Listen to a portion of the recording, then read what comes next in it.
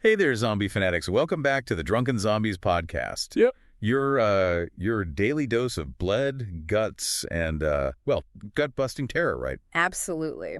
We're bringing you another terrifying zombie story, packed with suspense, horror, and a little twisted fun. Because let's be honest, as much as we love to be scared by zombies, we kind of love them too. Right. I mean, who doesn't love a good zombie flick? There's something so fascinating about watching those survival attempts, seeing who makes it out alive and who ends up as well. Lunch. Speaking of lunch, today's tale is a real brain biter.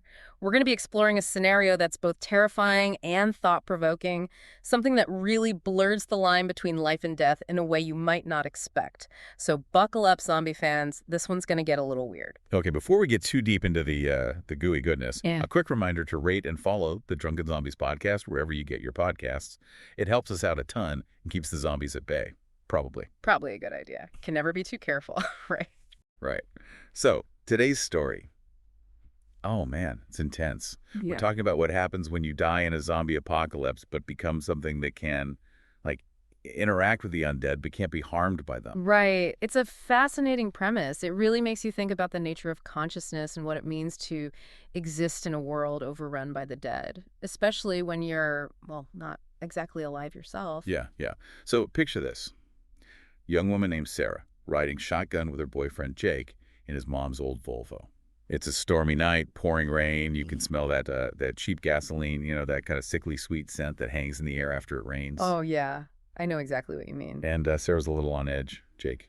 Well, Jake's not exactly known for his stellar driving skills, even on a good day. That pre-trip anxiety is so relatable, right? Like, you just have this feeling that something's off. Totally.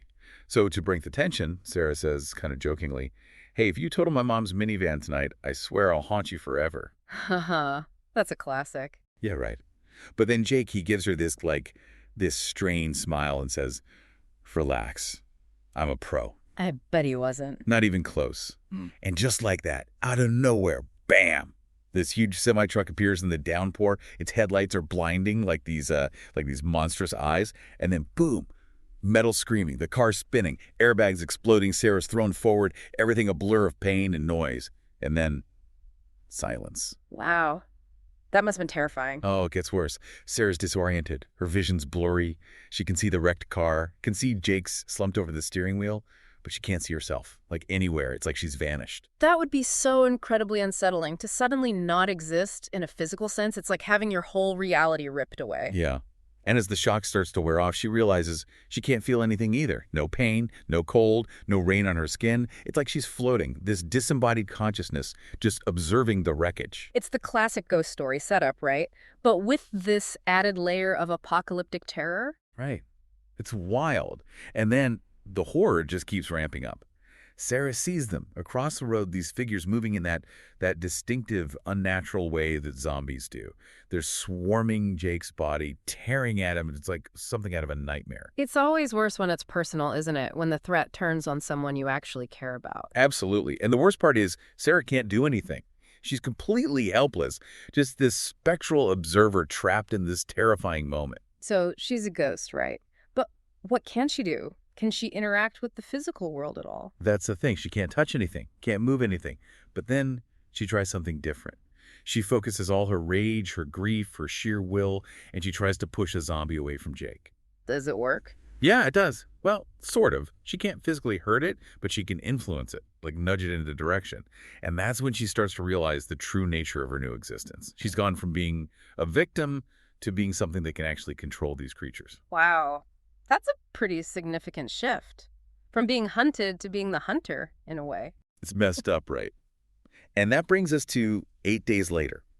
Sarah's holed up in this prepo bunker with this guy, Ben, who's obsessed with zombies and conspiracy theories. Ben's trying to track weird energy spikes with this crazy device he's built. And guess what? Sarah's basically a walking spectral energy beacon. So she's not just invisible to the zombies, she's like a homing signal for something else. Exactly. Which means whoever or whatever caused her transformation can track her. And that's super creepy. No kidding. So what do they do? Well, Ben, he starts digging into old reports about similar incidents. And Sarah, she's getting these flashes of memory, like pieces of a puzzle falling into place. Yeah. She remembers investigating this shady corporation and this secret medical facility, and it hits her. She was an experiment, and they're coming for her. That's chilling. Totally chilling. So now they're on the run. Ben with his zombie survival skills, and Sarah with her spectral powers. It's a twisted partnership, but they need each other. And as they're scavenging for supplies, Sarah's powers start to evolve. It starts with unintentional spectral shoves. Then she discovers she can possess the undead. Possess them, like actually control their bodies. Yeah, it's pretty wild. But it's also super disturbing. Sarah starts to question what it means to wield this power, to use these creatures that have already caused so much death and destruction. Is she becoming a monster herself? That's a heavy question. I mean, what would you do if you were in her situation? I honestly don't know. But Sarah, she doesn't have much time to dwell on it. Ben's monitors pick up these converging energy signatures. The spectral collectors are getting closer, and they need to figure out what's going on, and fast. So they're racing against time, trying to stay one step ahead of whoever's behind all of this. Right. And there's this moral dilemma, too. Sarah's using her powers to control the undead, but it's taking a toll on her. She's getting these glimpses into their past lives, their memories, and it's heartbreaking.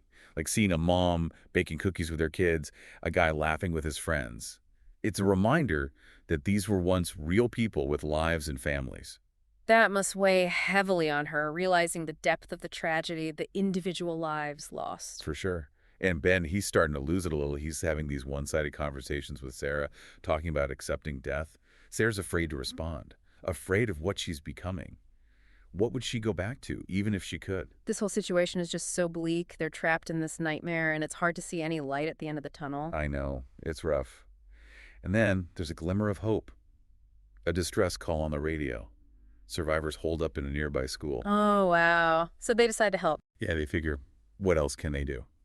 So they gather their little posse of controlled zombies and head toward the school.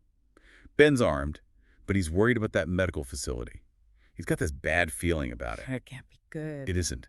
The school is a wreck. There's signs of a struggle, survivors who turned on each other. And then they find the last remaining survivors barricaded in a room. One of them is Sarah's old editor. He's gaunt, desperate. And when he sees Sarah, it's like he's looking at a monster. He blames her for bringing the zombies. That must have been devastating for her. To be seen as the enemy, the source of the very terror she's trying to fight. It was. And then things go really sideways. The horde, they start to break free from Sarah's control. The hunger takes over. Sarah starts to feel herself slipping away, becoming one of them. Oh no, this isn't good. But then Ben, he pulls her back. He reaches out to her, even though she's this spectral being. And in that moment, Sarah gathers all her strength, unleashes this massive wave of spectral energy. She turns the horde outward, away from Ben and the survivors. But it's not control anymore. It's just raw, chaotic power. So she's buying them time to escape. But what about her? Her tether to the world is breaking. She's fading. But before she goes, a memory surfaces, a clear memory of the truck that hit them, the company logo. It wasn't an accident.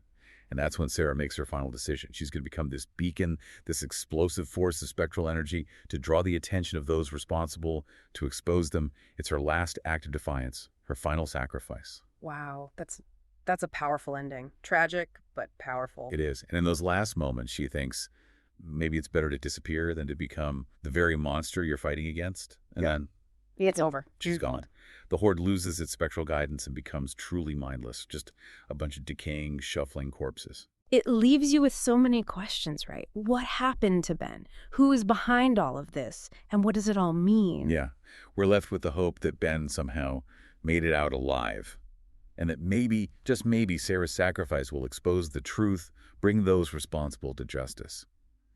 It's a dark tale, but it speaks to the strength of the human spirit, the willingness to fight for what's right, even in the face of unimaginable horror. Absolutely. And it makes you think about the true definition of a monster, right? Is it the mindless creatures, or is it those who manipulate them, who exploit them for their own twisted purposes? Big questions to ponder. And on that note, make sure you hit that subscribe button to stay tuned for more tales from the Drunken Zombies podcast.